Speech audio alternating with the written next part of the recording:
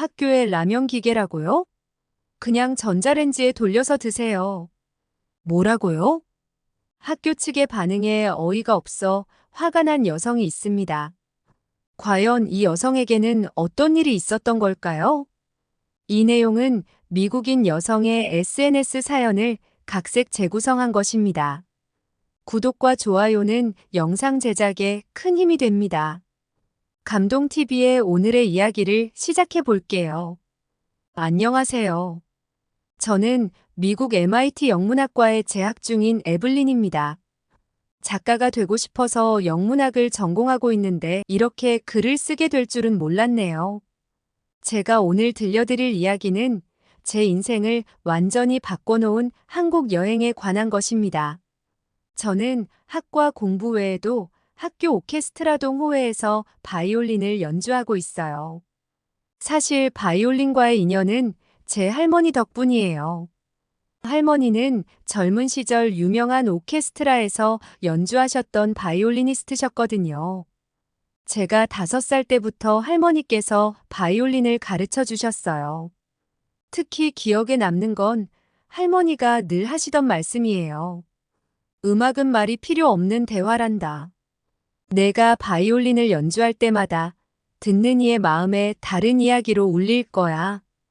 그 말씀이 제게 깊은 인상을 남겼고 지금까지도 바이올린을 계속 연주하게 된 이유가 되었습니다. 덕분에 지금은 아마추어지만 꽤 괜찮은 실력을 갖게 되었답니다. MIT 오케스트라 동호회는 실력이 꽤 좋기로 유명합니다. 아무나 들어갈 수 있는 곳이 아니라 테스트를 통과해야 했습니다. 어려서부터 꾸준히 연주를 해온 덕분에 저는 오케스트라 동호회의 회원이 될 수 있었습니다. 30명 정도의 학생들이 함께 활동하고 있는데 매년 해외로 수학여행을 가는 전통이 있어요. 올해 수학여행지를 정하는 회의에서 처음에는 다들 프랑스나 이탈리아 같은 유럽 국가들을 이야기했어요. 클래식 음악의 본고장이니까요. 그런데 갑자기 누군가 한국은 어떠냐고 제안했습니다. 솔직히 저는 그때까지 한국에 대해 잘 몰라서 이 제안이 의아했습니다. 한국이라고는 그저 친구들이 자주 보는 K-드라마나 K-팝 정도만 알고 있었거든요. 하지만 동호회에서 활동하는 한국 유학생들이 한국의 전통 음악과 현대 문화를 소개해 주었고 단순한 관광이 아닌 문화교류 목적의 런케이션으로 계획을 세우자는 의견이 나왔어요. 저는 그 런케이션이라는 것이 무척 마음에 들었고 다른 학생들도 그렇게 생각이 들었는지 투표 결과 놀랍게도 한국행이 결정되었습니다. 하지만 저는 사실 좀 걱정이 됐습니다. 왜냐하면 아시아는 처음이었고 한국은 영국이나 프랑스처럼 익숙한 나라가 아니었거든요. 13시간이나 되는 비행시간도 부담스러웠습니다. 하지만 우리 동호회의 한국 친구들이 들려주는 이야기들은 너무나 흥미진진했어요. 특히 한강에서 치맥을 먹는다는 이야기를 들었을 때는 상상만으로도 설레었어요. 그렇게 저희는 한국행 비행기에 올랐습니다. 하지만 이 여행이 제 인생을 이렇게나 크게 바꿔놓을 거라는 걸 전혀 모른 채였습니다. 지금 생각해보면 그때 한국행을 반대하지 않은 게 정말 다행이에요. 제가 경험한 한국은 제가 상상했던 것보다 훨씬 더 놀라운 나라였습니다. 그 놀라움은 비행기에서 내리자마자 찾아왔습니다. 인천공항에 도착했을 때의 첫 인상을 절대 잊을 수 없습니다. 공항이 너무 크고 현대적이어서 미국 공항은 시골 공항같이 느껴질 정도였습니다. MIT 친구들도 저처럼 놀란 표정이었어요. 우리나라의 공항과는 차원이 달랐거든요. 빠르고 편리하게 입국 심사를 하고 짐을 찾아서 나왔는데 한국의 가이드가 우리를 맞이해 주었습니다. 첫 일정으로 경복궁으로 향했어요. 그런데 그 전에 한복을 입어보는 체험을 했습니다. 처음에는 어떻게 입는지 몰라서 당황했는데 가게 직원분이 친절하게 도와주셨어요. 예쁜 하늘색 한복을 골랐는데 거울 속에 제 모습이 마치 동화 속 공주님 같았어요. 친구들과 한복을 입은 모습을 보면서 우리 너무 예쁘다고 좋아했답니다. 한복은 정말 우아하고 아름다운 옷이라서 너무 마음에 들었습니다. 한복을 차려입고 도착한 경복궁은 정말 웅장했어요. 현대적인 도시 한가운데 이런 아름다운 궁궐이 있다는 게 신기했죠.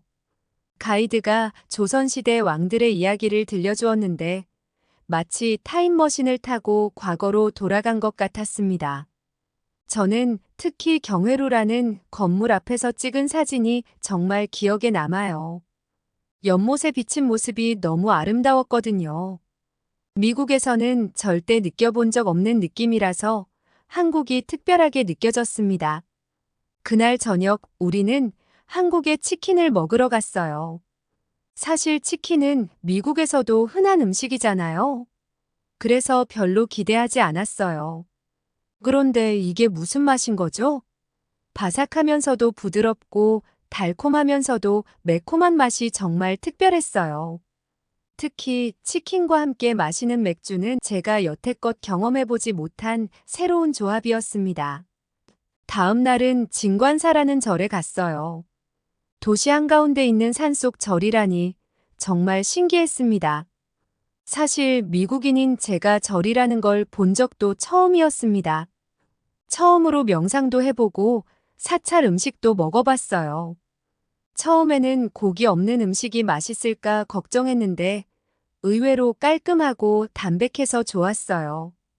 그런데 제가 한국에서 가장 충격을 받은 건 따로 있었습니다. 바로 편의점 문화였습니다. 24시간 운영하는 편의점에서 언제든 라면을 끓여 먹을 수 있다는 게 정말 신기했어요. 한밤중에 친구들과 편의점에 가서 라면을 끓여 먹었는데 그 맛이란 지금도 생각하면 군침이 돌아요. 한국에서의 특별한 경험 중에서도 가장 기억에 남는 건 한강에서의 라면 먹방이에요. 제가 편의점에서 라면을 너무 맛있게 먹자 우리 동호회 한국인 친구 지현이가 한강에서 치맥도 좋지만 야경 보면서 먹는 라면이 진짜 한국이야라고 했어요. 저는 이 기회를 놓칠 수 없어서 바로 따라 나섰습니다. 한강공원에 도착했을 때는 이미 해가 져서 서울의 야경이 한강에 반짝이고 있었어요. 처음 보는 풍경이었죠. 강변을 따라 수많은 사람들이 돗자리를 펴고 앉아 있었고 자전거를 타는 사람들도 있었어요. 특히 눈에 띈 건 여기저기 있는 편의점이었죠. 저기 봐. 저게 바로 라면 조리기야. 지연이가 편의점 안에 있는 기계를 가리켰어요. 처음 봤을 때는 그저 큰 자판기 같아 보였는데 가까이 가서 보니 신기한 기계였어요. 위쪽에는 뜨거운 물이 나오고 아래쪽에는 라면을 넣을 수 있는 공간이 있었죠. 자, 이제 라면 고르기 배틀을 시작해 볼까? 지연이가 웃으며 말했어요. 편의점 라면 코너에는 정말 다양한 종류의 봉지라면이 있었습니다. 빨간색, 파란색, 검은색 포장 등등 각각의 라면이 다른 매력을 가지고 있었습니다. 저는 고민 끝에 빨간색 신라면을 골랐어요. 한국에서 가장 유명하다고 들었고 미국에서도 판매하는 라면이어서 먹어보고 싶었습니다. 라면 조리기 사용법을 배우는 것도 재미있는 경험이었어요. 먼저 라면 봉지를 뜯어서 용기에 담고 분말 스프와 건더기를 넣은 다음 뜨거운 물을 넣으면 되는 거였죠. 그리고 기계 아래쪽에 용기를 넣고 타이머를 맞추면 끝. 정확히 4분 후에 완성된다고 했습니다. 와, 저기 얼음컵도 있어. 지연이가 알려줬어요. 한국에서는 라면을 먹을 때 시원한 음료수를 얼음컵에 부어 마시는 게 문화라고 하더라고요. 저는 콜라를, 레이첼은 사이다를 골랐어요. 4분이 지나고 라면이 완성됐을 때의 그 향은 뭐라고 할 수 없이 배에서 꼬르륵 소리가 날 것 같은 향이었어요. 수증기가 모락모락 피어오르는 라면을 들고 한강변 계단에 앉았죠. 밤바람이 살짝 불었지만 라면 덕분에 하나도 춥지 않았어요. 어떻게 먹는 게 가장 맛있을까? 제가 물었더니 지연이가 웃으면서 처음에는 국물부터 한 숟가락 마셔봐라고 알려줬어요. 그 순간을 잊을 수 없어요. 얼큰하면서도 깊은 맛이 입안 가득 퍼졌거든요. 그리고 쫄깃한 면발과 함께 먹으니 정말 환상적이었습니다. 우리 세 명은 모두 각자의 라면을 들고 한강을 바라보며 앉아 있었어요. 저는 이게 바로 천국이다 라고 외쳤고 또 다른 친구는 MIT에도 이런 게 있었으면 좋겠다고 했습니다. 그때 우리 모두의 머릿속에 같은 생각이 스쳤던 것 같아요. 이 경험을 어떻게든 미국에서도 재현하고 싶다는 생각이요. 그날 밤 우리는 라면 하나로 이렇게 특별한 추억을 만들 수 있다는 걸 알게 됐어요. 단순한 인스턴트 음식이 아니라 문화이자 경험이 되었습니다. 한국에서의 마지막 날, 우리는 난타라는 공연을 봤어요. 주방 도구로 만드는 음악이라니 처음에는 어떤 공연일지 상상이 안 됐습니다. 하지만 공연이 시작되자마자 저는 완전히 매료되었어요. 리듬, 에너지, 유머까지 언어가 필요 없는 완벽한 공연이었어요. 공연이 끝나고 우리는 홍대에서 삼겹살을 먹었는데 이것 역시 잊을 수 없는 경험이었어요. 미국으로 돌아온 후 저는 한국이 너무나 그리웠어요. 특히 밤늦게 공부할 때면 한강에서 먹었던 그 라면이 자꾸 생각났어요. 어느 날 밤 도서관에서 시험 공부를 하다가 너무 출출해서 라면이 당긴다고 친구들과 이야기를 나누었습니다. 한국처럼 학교에서도 라면을 끓여 먹을 수 있으면 좋을 텐데. 제가 한마디 던졌더니 동호회 친구들이 갑자기 눈을 반짝이더라고요. 진짜 그러네. 우리가 한번 시도해 볼까? 그래서 우리는 함께 학생회에 매일 한 통을 보내는 것으로 시작했어요. 하지만 답장은 실망스러웠죠. 전자레인지로 컵라면을 데워 드시면 됩니다. 컵라면과 봉지라면과 얼마나 다른데 이런 답장이라니 참을 수가 없었습니다. 그래서 우리는 더 체계적으로 접근하기로 했어요. 먼저 설문조사를 시작했죠. 밤늦게 공부할 때 따뜻한 식사가 필요한가요? 한국식 라면에 대해 들어본 적 있나요? 학교에 라면 조리기가 있다면 사용하실 의향이 있으신가요? 이런 질문들이었어요. 놀랍게도 일주일 만에 2,000명이 넘는 학생들이 설문에 참여했고 85%가 긍정적인 답변을 해주었어요. 특히 기말고사 기간에 따뜻한 식사가 필요하다는 의견이 압도적이었습니다.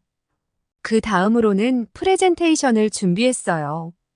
한국에서 찍은 사진들과 영상을 모아서 편의점 라면 문화를 소개하고 라면 조리기의 장점과 예상 비용, 관리 방안까지 꼼꼼하게 정리했죠. 심지어 한국의 대학교들과 연락해서 라면 조리기 운영 사례도 수집했어요. 놀랍게도 한국 라면 조리기를 도입한 대학교들도 있어서 많은 도움이 되었습니다. 재미있었던 건 우리가 SNS 캠페인을 시작하면서부터였는데 생각보다 큰 반향을 일으켰거든요. 학생들이 자기만의 한국 라면 사연을 올리기 시작했습니다. 시험 전날 밤샘 공부할 때 라면이 절실합니다. 한국 여행에서 맛본 라면의 맛이 잊혀지지 않아요. 우리도 한강 못지않은 찰스강 라면 문화를 만들어 봐요. 심지어 교수님들도 동참해 주셨어요. 공대의 김 교수님은 한국에서 박사과정을 할 때 라면이 저의 연구를 완성시켜준 든든한 조력자였습니다라는 글을 올려주셨습니다. 우리는 학교에 여러 번 우리의 의견을 전달하고 피켓을 들고선 시위를 했습니다. 그러자 마침내 학교 측에서 긍정적인 답변이 왔어요. 다만 한 가지 조건이 있었습니다. 2주간의 시범 운영 기간을 거치자는 거였어요.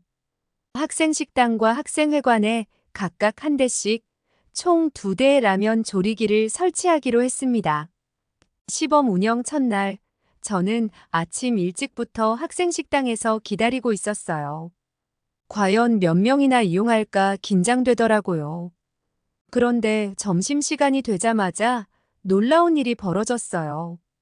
라면을 끓이려는 학생들의 줄이 복도까지 이어진 거예요.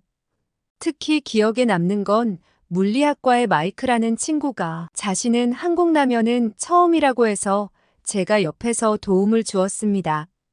처음에는 어떻게 끓여야 할지 몰라서 당황하던 그가 저의 설명을 들으며 신중하게 라면을 끓였어요.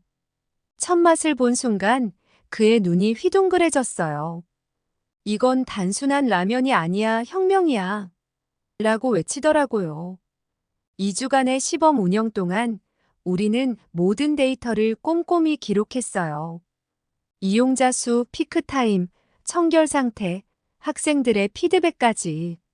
심지어 라면 끓이는 시간도 측정했습니다. 평균 4분 32초였어요. 전자레인지로 컵라면을 데우는 것보다 조금 더 걸리지만 맛은 비교할 수 없다는 게 공통된 의견이었습니다. 그리고 마침내 학교는 라면 조리기의 정식 설치를 승인했습니다. 이제는 캠퍼스 곳곳에서 라면의 향긋한 냄새가 퍼지고 있답니다. 매일 밤 도서관에서는 공부하다 출출해진 학생들이 335 모여 라면을 끓여 먹는 모습을 볼 수 있어요.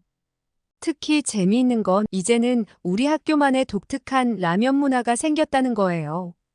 누군가 라면을 끓이면 주변 사람들과 나눠 먹는 게 자연스러워졌고 각자의 비법 레시피를 공유하는 것도 일상이 되었습니다.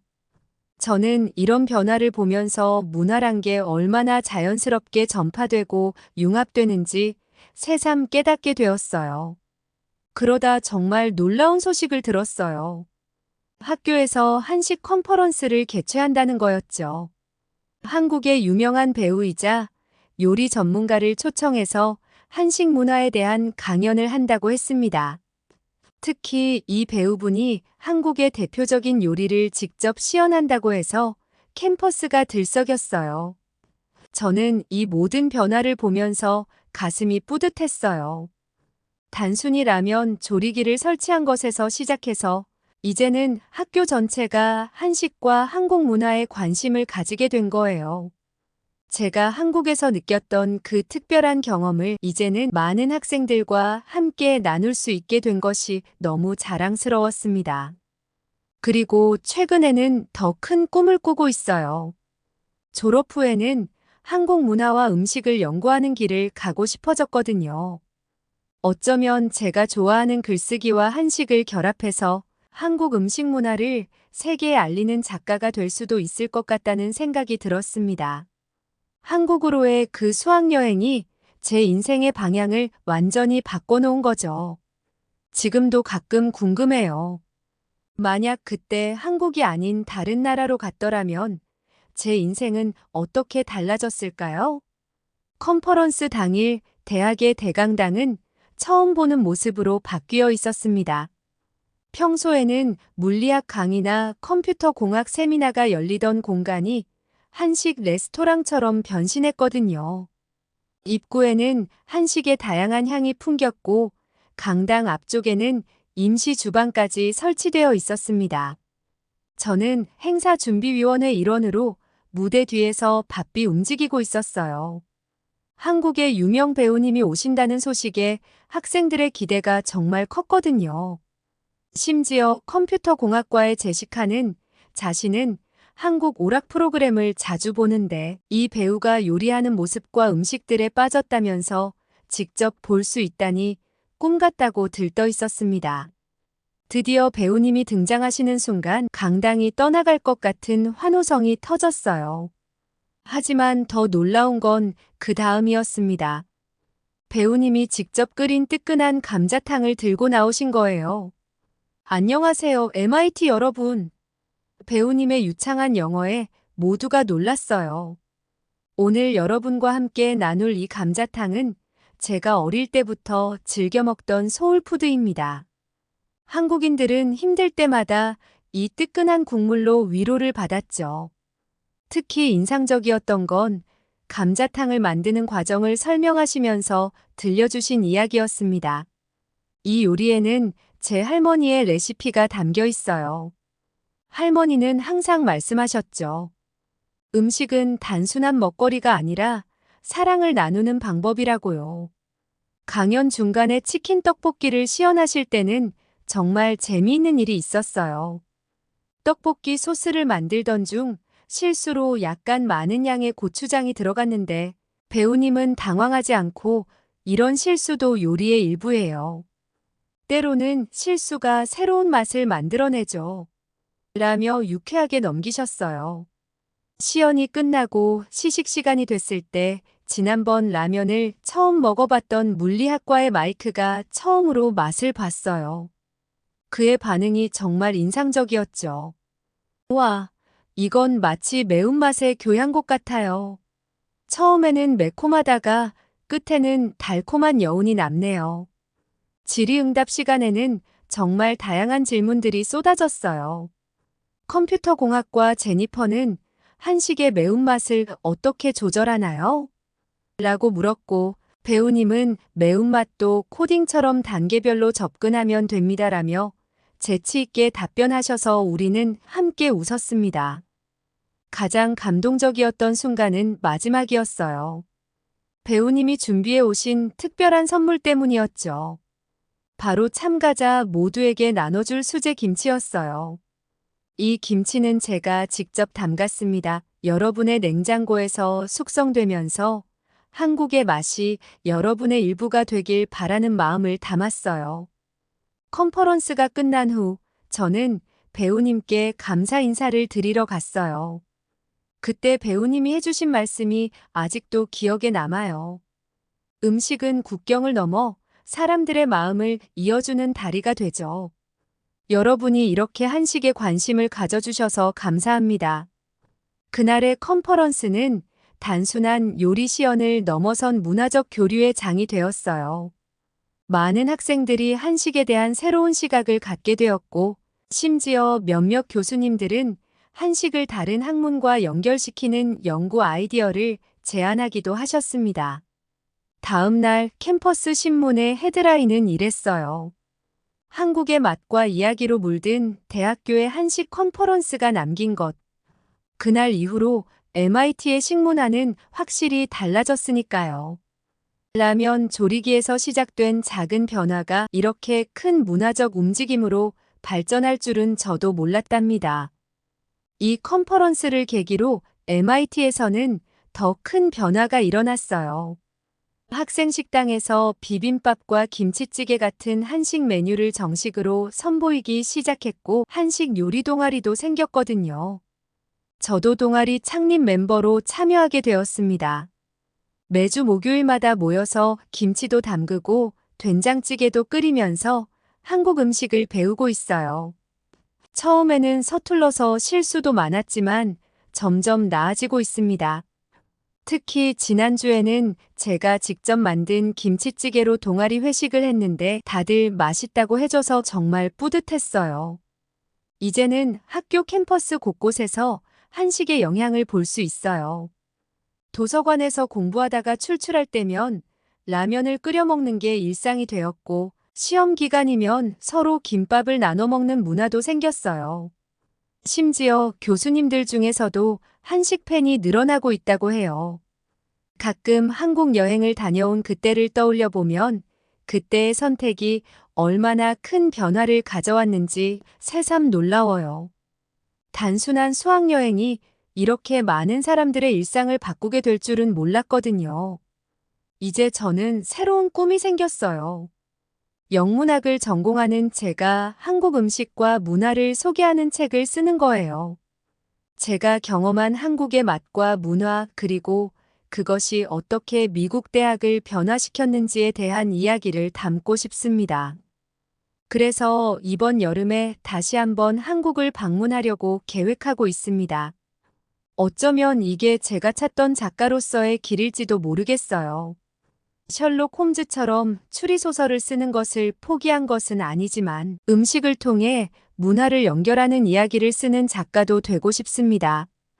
한국에서 시작된 저의 이 여정이 앞으로 어디까지 이어질지 저도 무척 기대가 됩니다. 저의 이야기는 여기까지입니다. 여러분, 에블린 씨의 이야기 어떻게 보셨나요? 요즘 많은 외국 대학생들이 단순한 관광이 아닌 런케이션을 선택하고 있다고 합니다. 이는 배움 러닝과 휴가 베이케이션을 접목한 새로운 여행 형태인데요. 특히 한국은 K-팝, K-드라마로 시작된 관심이 이제는 전통문화, 음식문화, 더 나아가 학술적인 교류로까지 발전하고 있답니다. 에블린 씨는 학교 오케스트라 동호회를 통해 한국을 방문했고 그 경험이 학교 전체의 문화를 바꾸는 계기가 되었습니다. 특히 한강에서의 라면 문화를 학교에 도입한 것을 시작으로 이제는 한식 컨퍼런스까지 개최하는 놀라운 변화를 이끌어냈죠. 더욱 고무적인 것은 이러한 변화가 다른 미국 대학들로도 확산되고 있다는 점입니다. 에블린 씨는 이제 졸업을 앞두고 한국 문화를 연구하는 새로운 꿈을 키우고 있다고 합니다. 그리고 여름방학에는 다시 한국을 방문할 계획도 세우고 있다고 하네요. 한 번의 여행이 한 사람의 인생을 바꾸고 나아가 많은 사람들의 일상까지 변화시킨 즐거운 이야기였습니다. 이처럼 한국의 매력은 전 세계 젊은이들의 마음을 사로잡고 있습니다.